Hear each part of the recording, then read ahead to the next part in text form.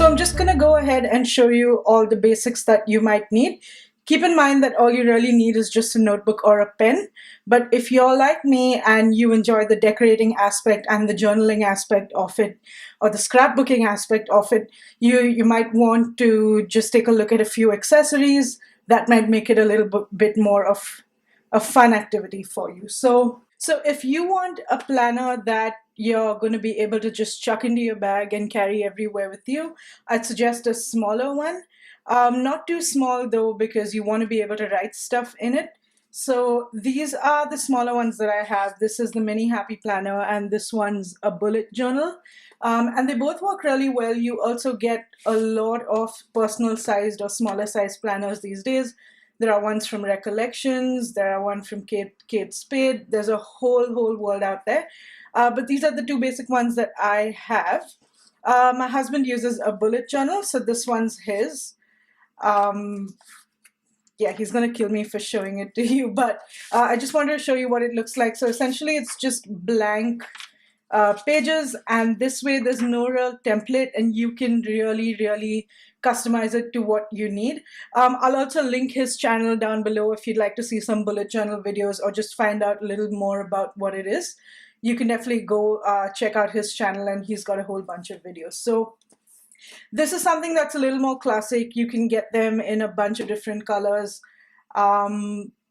It's a really nice size. If you're the kind that can't really write straight, like about 90% of the world, you also get grid paper in journals like these, or dotted paper, and you also get lined ones. So if you're the artistic kind that likes to draw and sketch, or just want to use it as a bit of a journal as well, I'd suggest getting the dotted one, not the grid one. It's a little less distracting, and that way you also have a guide if you want to draw lines and stuff like that.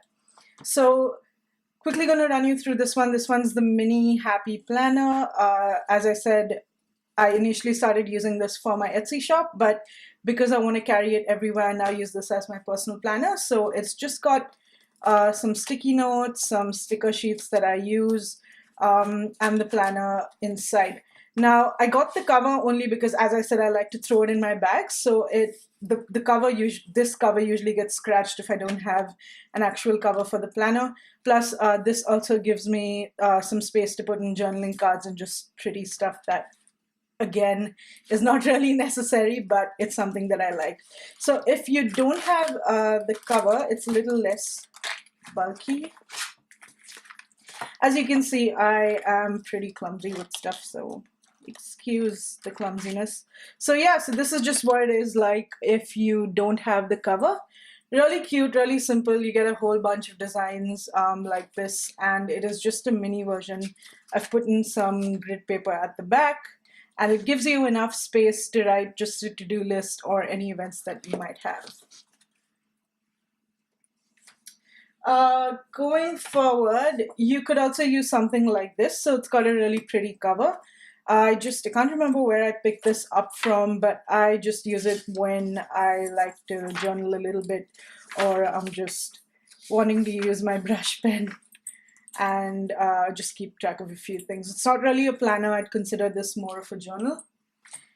And then if you are the kind that's just wanting a planner to keep at your desk, at work, or at home, if you work from home, or you're just a mom or a stay-at-home mom and you want to keep track of everybody else's appointments and to-dos, I'd suggest a larger planner. Also, if you have bigger handwriting, I'd really suggest one of these. This is the classic size Happy Planner. They also have larger planners like this. Again, there are a whole bunch of different brands that you can check out. But this would give you more space to write. And I also really like, as I've said before, that it's broken down into 3 different spots for every day. So you can do a whole bunch of things. You can either use this, if you have kids, you can use each box for a different kid. If you are working, you can use this for a to-do list, and you can use this for any events or appointments you have.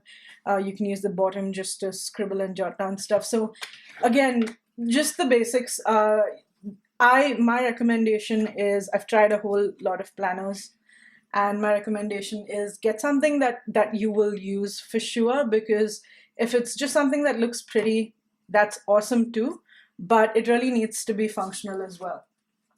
Going forward, the next most basic thing that you would need is a pen. So these are a few options that I have and that I use. Um, Again, I recently learned about brush lettering and stuff like that, and it's something I really like. So this is one of the pens I really prefer. The nib, it is the Artist Loft watercolor dual tip marker. So it's got like a sketch tip on one side, and then the other side has a brush tip. So this is really awesome because if you're wanting to decorate without stickers and you're just wanting to write some simple stuff down, you can use the same pen, and you don't have to carry a bunch of stuff around that way. So that's one of those. I just like to use black in my planner. A lot of people have multicolored pens that they carry around, or if you have a color coding system and that's the way you prefer it, you might want to get one of those bigger pens that have the different colors on it. But I just prefer to use black because I decorate my planner a lot, and this tends to keep it kind of consistent. So this particular pen is one of the fine liner pens that came with a Happy Planner pack that I bought. So it's not really a particular brand, but it just came with one of, I think it was the fitness pack that I bought. You can also use a simple ball pen. Again, this one's just a cuter one. It's a little more decorative. Don't really use this one too much because it's blue. Another cheap alternative I'd suggest would be the Sharpie pen. So this is not really the marker, it's just the pen, but it's got a really fine tip, and it's lasted me for ages. This is what my husband usually uses when he's bullet journaling as well. So it's just in fine. And then, yeah, again, if you're wanting to use something cute, this one is something that I usually have with my mini Happy Planner. It's really cute. I don't know where it came from. Sorry about that. But yeah, just wanted to show you this. So next stop. Again, one of the other basics you could have is Post-it notes. So Post-it notes are really great for when you just want to jot something down. If you're not sure what a particular date is, or when you are expecting to do something, or just you're on the go, you don't really have time, a Post-it note is a great option. I also have this Post-it note, as you can see. Pretty clumsy, just ripped this out, but never mind. Yeah, so these are great as well. You can use them as page flags or Post-it notes, and they're great. So you can just put them on the front of your planner, on the first page, and then at a later point of time when you're actually planning, you can put this, you can just throw away the Post-it and put down the actual appointment or whatever. Now, going to move on to one of my favorite things. So these are journaling cards. Again, these are one of the more decorative aspects of planning. You don't really need them, but I love them. They're really cute. I got some of these from a Project Life set that I bought like a long time ago. I haven't used it up. But you could also get these, or just cut out any fancy paper that you have, or any decorative paper that you have. Some of these are really cute. So they've got, I think this is Spanish on the other side, I'm not really sure, but yeah, they're different sizes. So these can just go right in front of your planner, or you can punch these and just put these in the week that you're at. Just something cute. As I said, it's a more decorative aspect of it. You don't really need it, but if you're wanting to journal a little bit more, these are great. The other thing you can have is these. So these paper packs, Michael puts them on sale pretty often, and I love them. So this one got on sale a few weeks ago, and it's just got a whole bunch of different patterns. I like to cut these out. Some of these have just different squares and stuff, and other ones are full page patterns, which are really pretty. So you can cut these up and use them for dashboards, or you can cut them up and just use them as journaling cards. And then finally, if you've been on any planner groups on Facebook, you know that washi tape is everything.